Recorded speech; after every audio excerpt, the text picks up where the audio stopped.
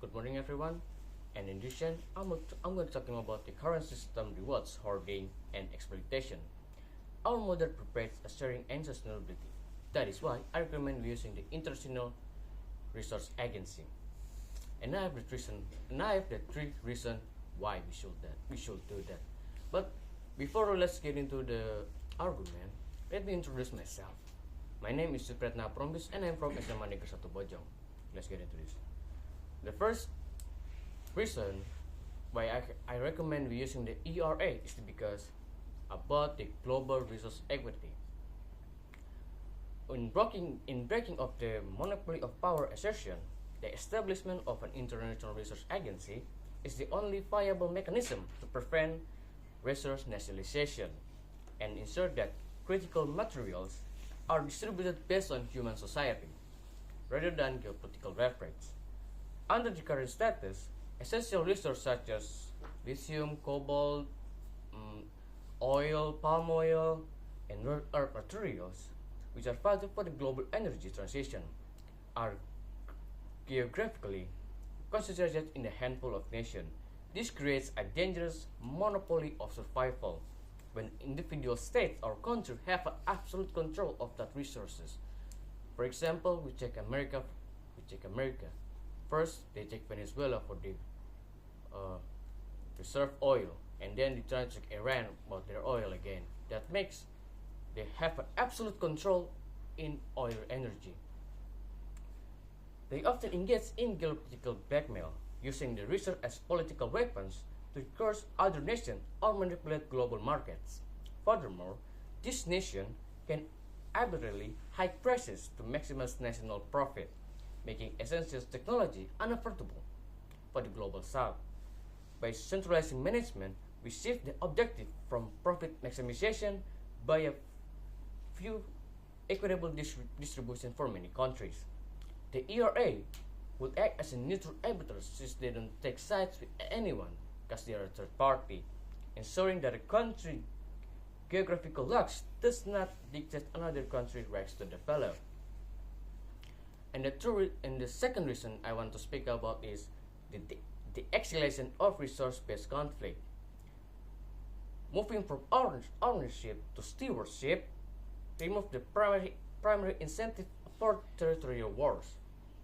Historically, nations invade others to secure resources such as oil and minerals. If we look back on the event happened in these recent months, there's a war between Israel-Palestine and America-Iran that can lead to high price of oil that makes a lot of countries kind of struggling. You kind of struggling take the everyday routine. So if you're looking back to one of our neighbor countries such as Philippines, the price for oil is so high that even people stop using car and bikes since they don't have money to buy it because the height is just so high. And if no single nation owns this resource, but instead they are managed by the ERA, the motivation for investment disappears. Resources become a global common like HISIS or Antarctica. And the third is the prevention of international decay and systemic corruption. Are we just gonna prevent corruption in other nations that have a lot of some kind of resource? If we're looking back, for example, our country itself, Indonesia, we see a lot of corruption nowadays. I mean, that's funny. The International Resource Agency is essential to dismantle the resource curse. One of the resource curse is corruption. That leads to many countries fail manage their resource because they just greedy.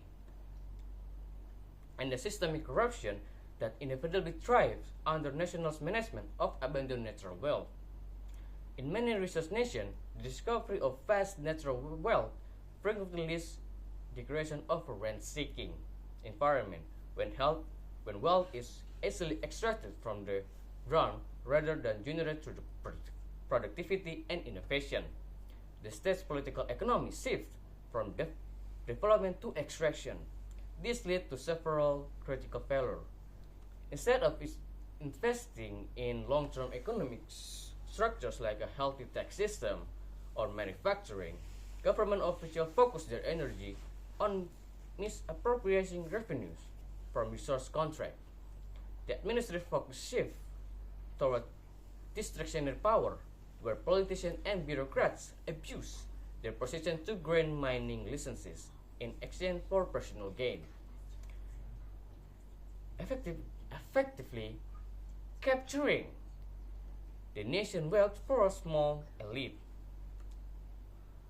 A healthy democracy relies on the government being dependent on the citizens for the tax revenue.